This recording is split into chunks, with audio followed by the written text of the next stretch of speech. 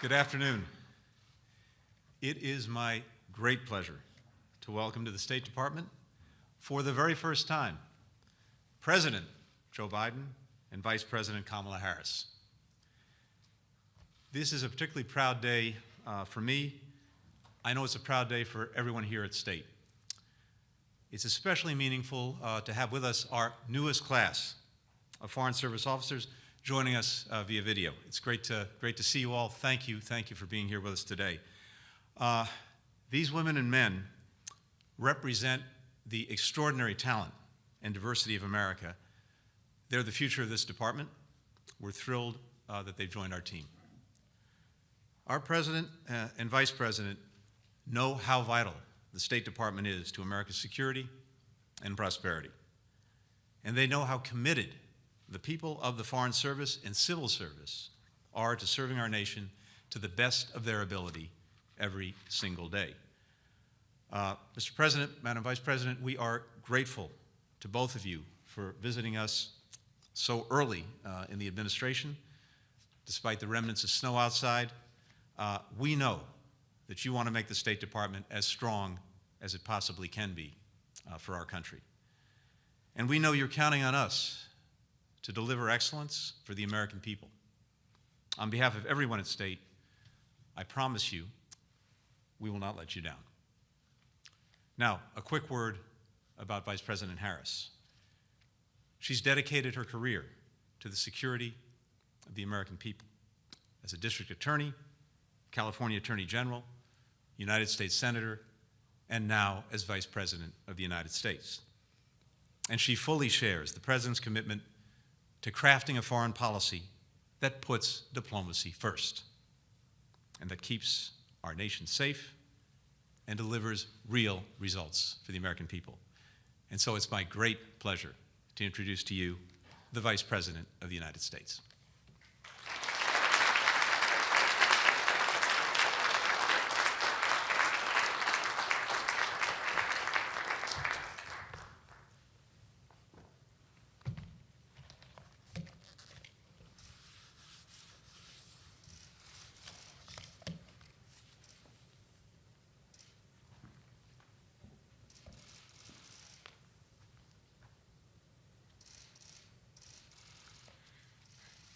Thank you, Secretary Blinken.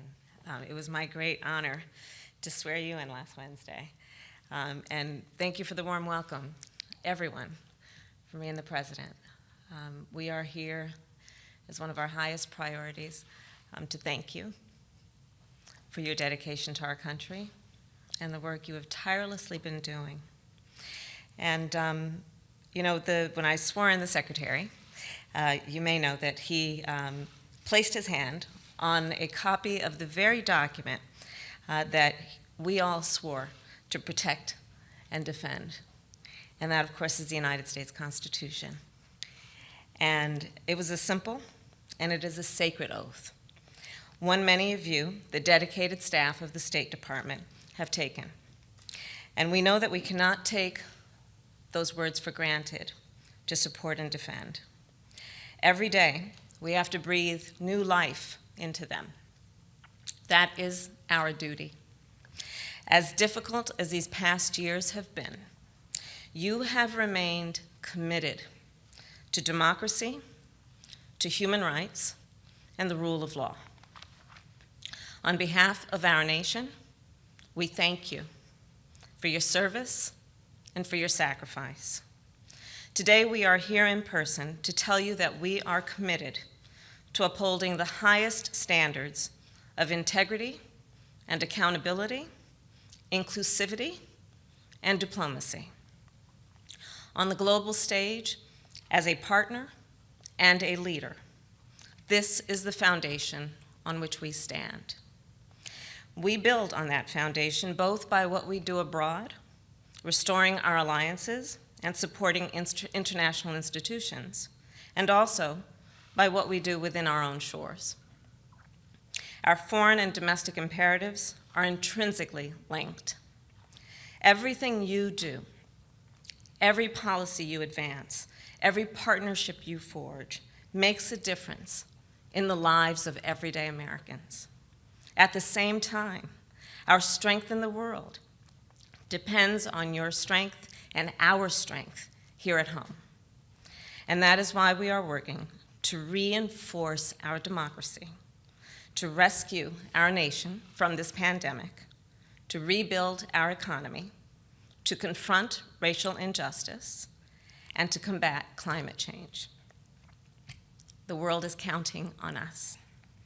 And we, as a nation, must show both our allies and our adversaries that America will deliver. It's time to deliver. Again, thank you all for your service. And Secretary Blinken, thank you for your leadership.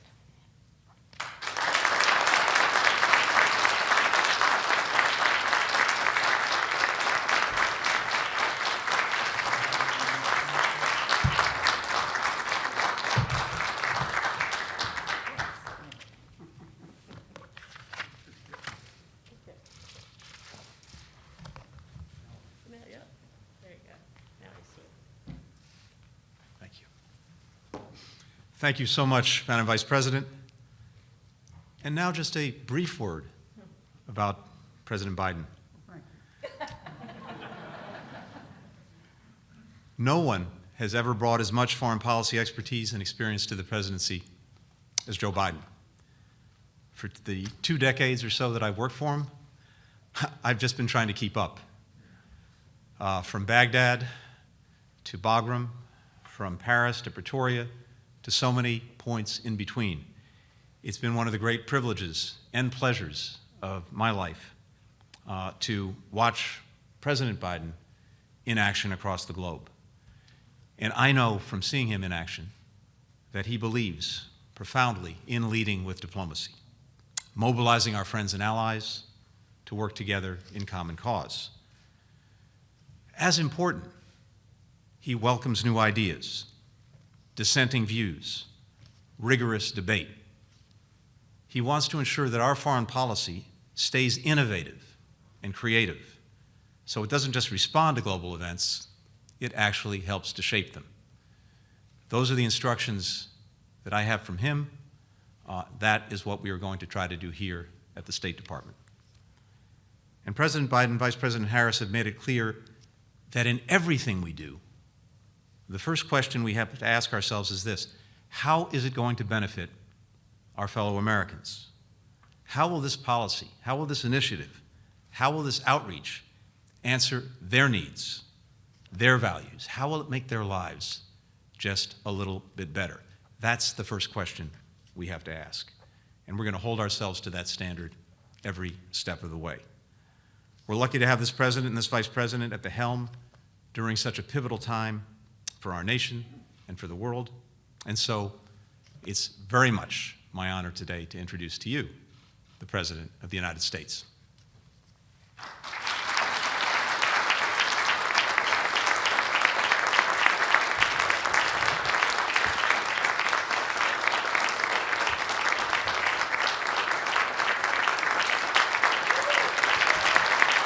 Thank you.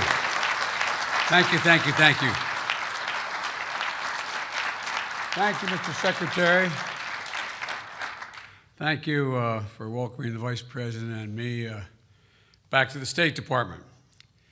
It's true the Secretary and I have worked together a long time, and I know that he has the background and the capacity needed to, quite frankly, lead the State Department at a critical moment.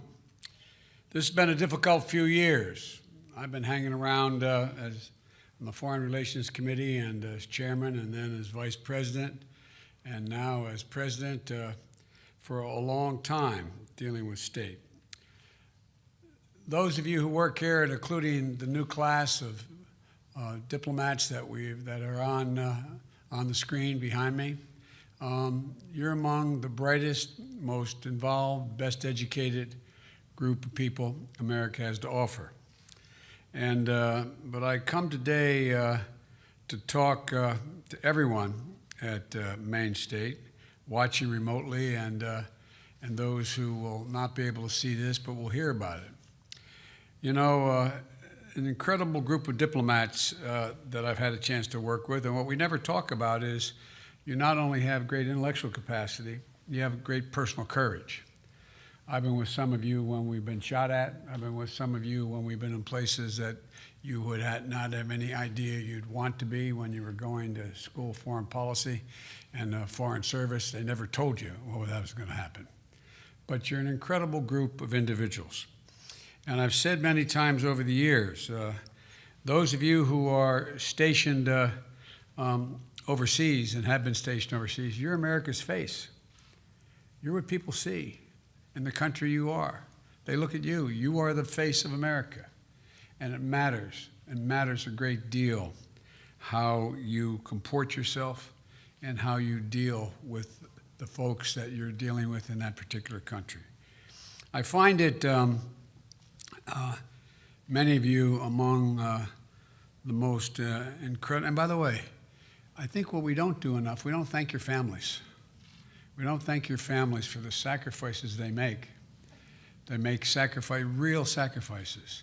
I don't know how many times I have moved, and I may again move to see to it that your spouses, they give up their careers many times to follow you.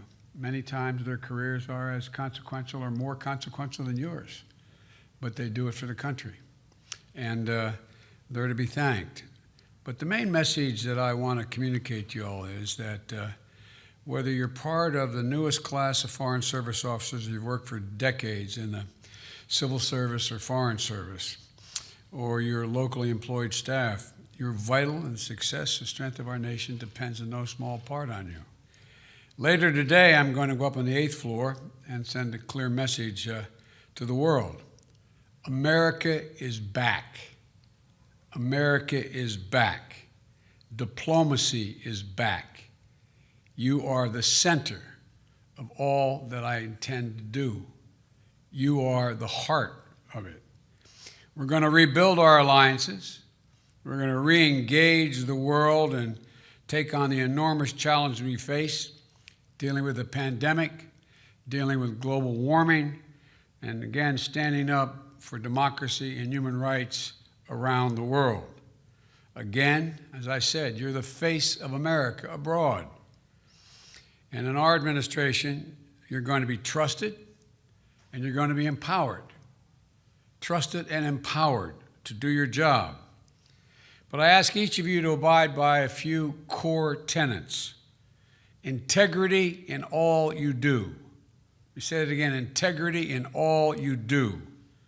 Transparency and accountability to rebuild trust in America around the world. Working in the service of the American people, not self-interest, and promoting diversity, equity, inclusion, accessibility across the board, because our diplomats at all levels should reflect the full diversity of this great country. I know how much we ask of you and your families, and I mean that. I do know.